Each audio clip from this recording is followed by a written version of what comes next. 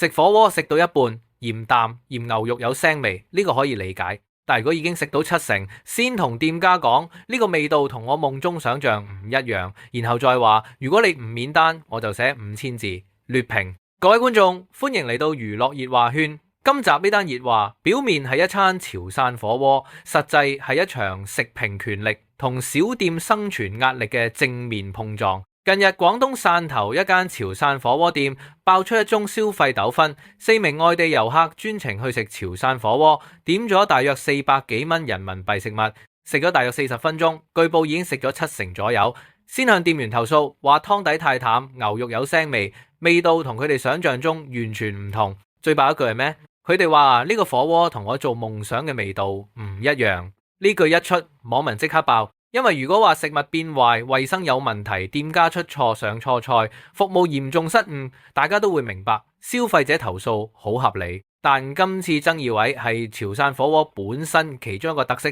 就係湯底相對清淡，重點係食牛肉食食材本味。你去食一樣地方特色美食，然後因為佢唔似你幻想中嘅味道，就話唔想俾錢，呢個邏輯就開始有問題。更關鍵係，據報4名遊客當時並唔係一入口就停低，而係食咗一段時間，食到大約70%，先提出只願意支付蝦同鵝肝，其餘就唔俾，然後再拋出一句如果唔同意就寫5000字劣評。呢一下成件事就由普通食評變成網民口中嘅劣評壓力。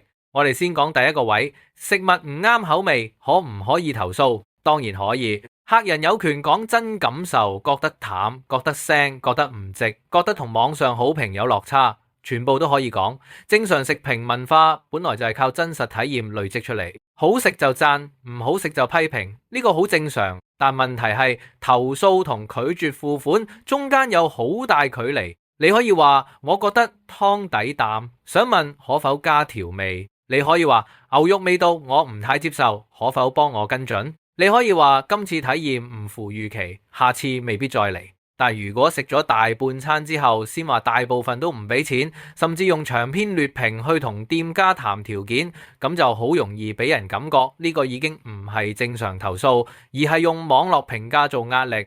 尤其而家做餐飲最怕咩？最怕一星劣評。以前一間餐廳出事，最多街坊口耳相傳，今日一個短片、一篇長文、一個平台劣評，可以好快影響搜尋結果，影響旅客觀感，影響新客入店。好多小店老闆明明心入面好嬲，但面對呢種情況，最後都會選擇退一步，因為佢哋知道一餐400幾蚊事小，一個網上風波事大。今次店家最後選擇免單，據講係因為唔想單一事件影響外地旅客對潮汕美食嘅印象。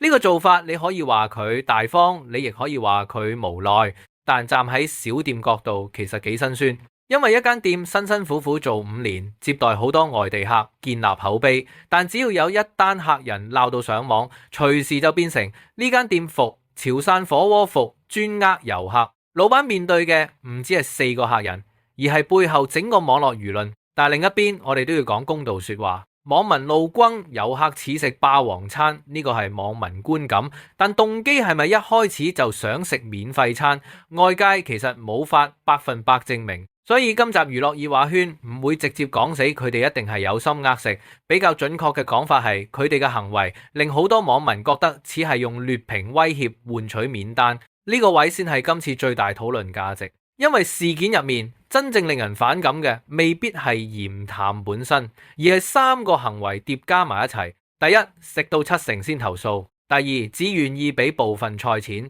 第三，提出5000字劣評作為壓力。如果只係第一點，大家可能會話口味真係各有不同。如果只係第二點，大家可能會話可以同店家協商。但係加埋第3點就變成一種你唔就我就公開唱衰你嘅感覺。呢種感覺正正係今日好多服務業最怕嘅地方。餐廳怕，美容院怕，酒店怕，民宿怕，小店怕，甚至網店都怕。因為網上評價本來係保障消費者，但一旦變成談判籌碼，就會出現一條灰色地帶。到底我係正常投訴，定係用負評逼店家讓步？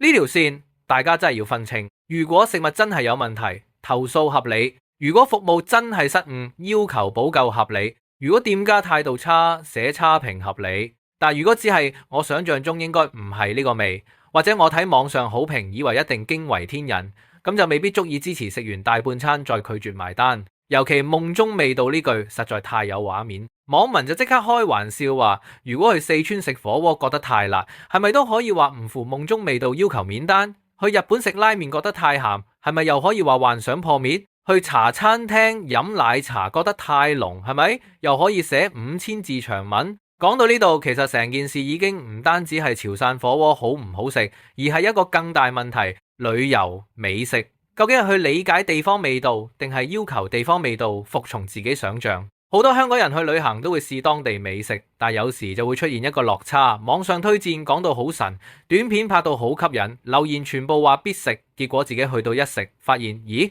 點解咁普通？呢個落差好常見，但成熟嘅做法係咩？係承認自己口味未必啱，係承認網上推薦未必等於自己喜歡，係可以批評，但唔等於可以要求對方為你嘅幻想埋單。潮汕火鍋本身就唔係重麻重辣嗰種火鍋，佢賣嘅係牛肉新鮮、刀工、部位、清湯、沙茶醬，食材原味。你如果本身期待係重口味、香料爆炸、湯底濃到好似燉湯咁一入口覺得淡，未必係店家做錯，可能係你對呢種菜係理解出現偏差。呢個好似有人去食日本壽司，然後投訴點解唔係炸雞味；去食潮州打冷，然後投訴點解唔似川菜咁辣；去飲港式奶茶，然後話點解唔似珍珠奶茶咁甜。你可以唔中意，但唔中意同對方錯係兩回事。今次娛樂熱話圈點睇？第一，消費者當然有權講真話，但講真話唔等於可以用評價去壓價。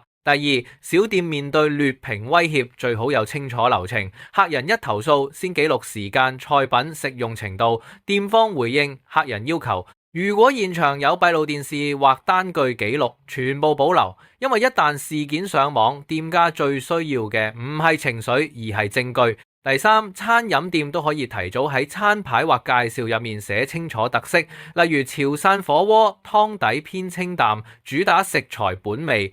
咁做未必可以阻止所有爭議，但起碼可以減少客人話我唔知係咁嘅空間。第四，作為食客，真係唔啱食就早啲講，食一兩口覺得有問題，立即同店員反映，大家都好處理。但食到70%先話大部分唔俾錢，社會觀感一定差。所以今次事件最值得大家思考嘅，唔係潮汕火鍋淡定濃，而係今日網絡評價權力太大，消費者同商戶之間嘅力量關係其實已經變咗。以前係店大欺客，而家有時係一星差評嚇死小店。但無論邊一邊都唔應該濫用自己手上嘅權力，店家唔應該欺客，客人亦唔應該食完大半餐先用劣評壓人。最後一句講晒，食物可以唔啱口味，但做人要有基本分寸。你可以話佢唔似夢中味道，但食到70%先話唔埋單。